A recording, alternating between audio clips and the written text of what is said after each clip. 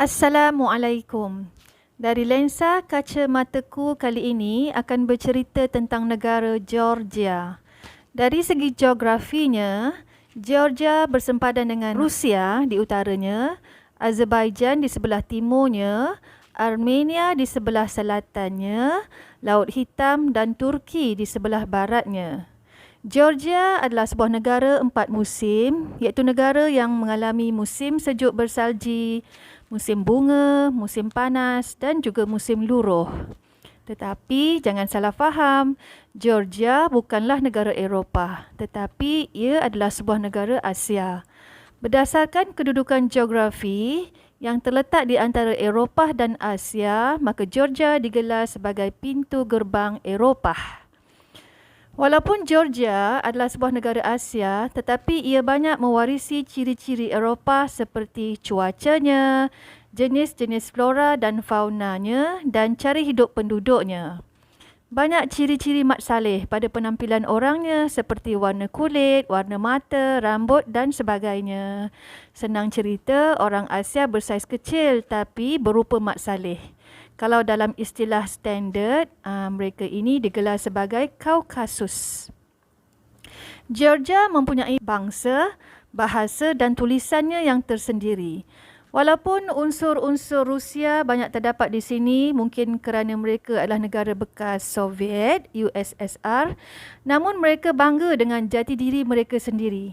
Kami adalah Georgia, bukan Rusia, bukan Azerbaijan, Turki atau sebagainya. Mata wang yang digunakan di Georgia adalah Georgian lari.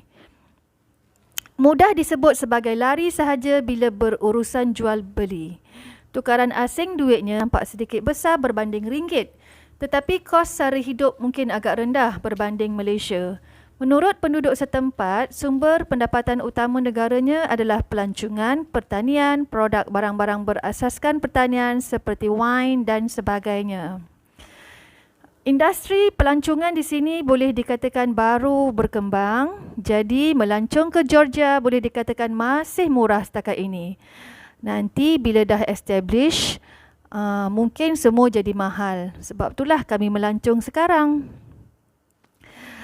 Agak sukar ya untuk melihat produk franchise luar negara seperti McDonald, Pizza Hut, KFC dan sebagainya.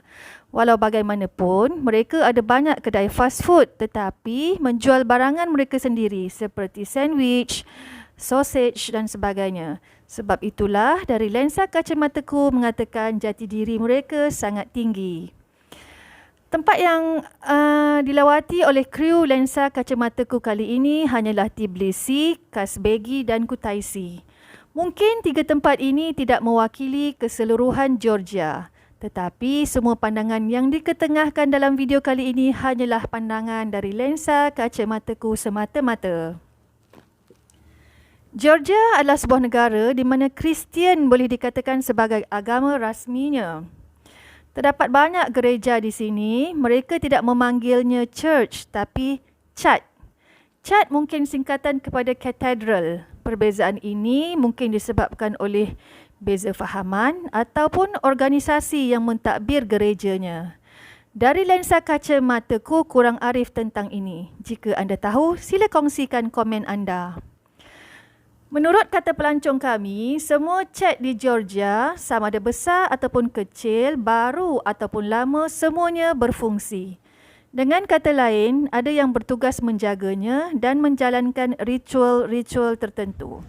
Memang benar, setiap tempat yang kami kunjungi ada yang menjaganya. Orang yang kelihatan mengenakan pakaian seperti rahib, iaitu ala-ala jubah macam dalam cerita Robin Hood.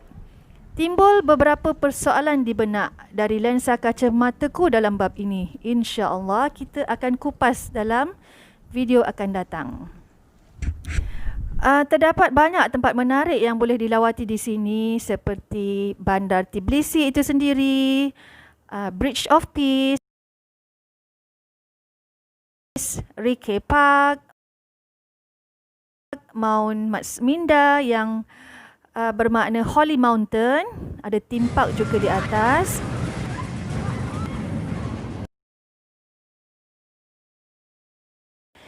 Cable car,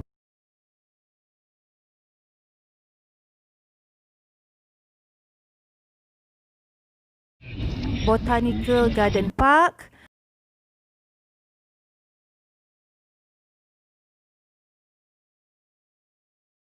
Bot Bay Monastery ataupun biara Bot Bay yang dibina seawal kurun keempat. Sedih.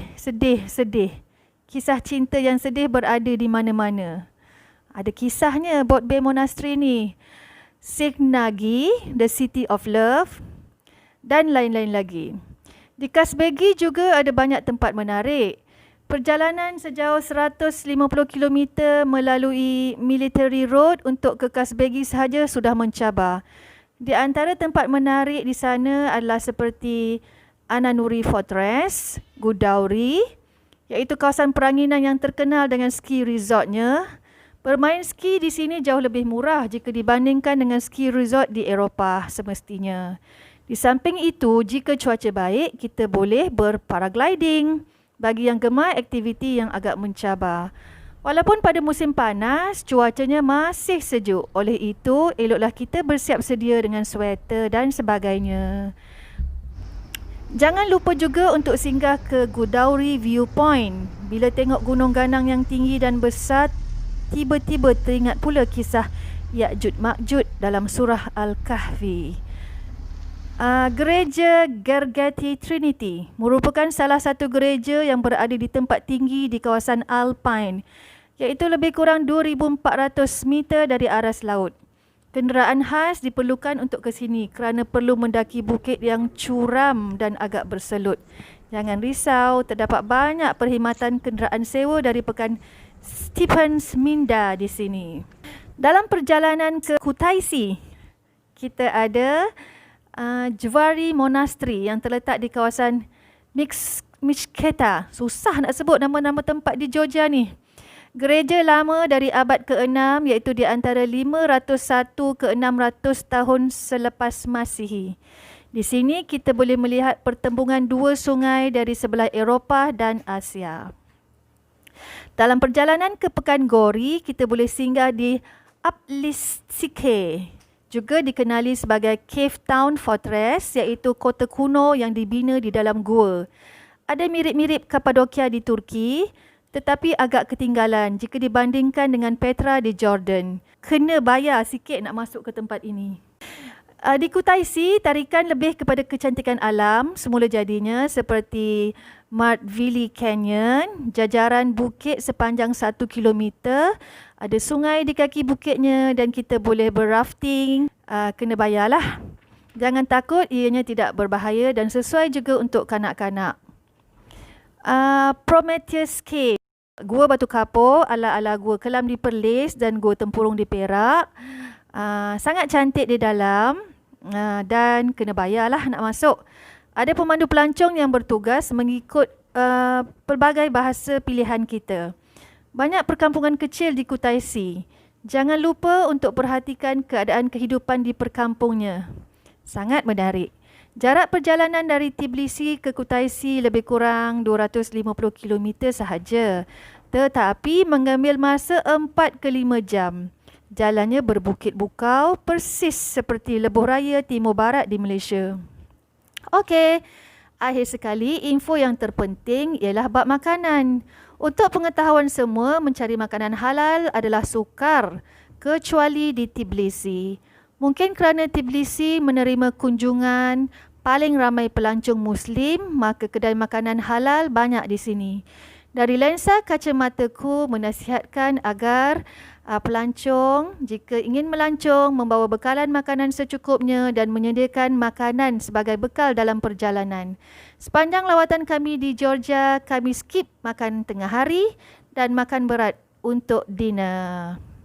Diam-diam 6 hari dah habis perjalanan kami di Georgia. Okeylah, setakat ini sahaja untuk kali ini. Sehingga jumpa lagi.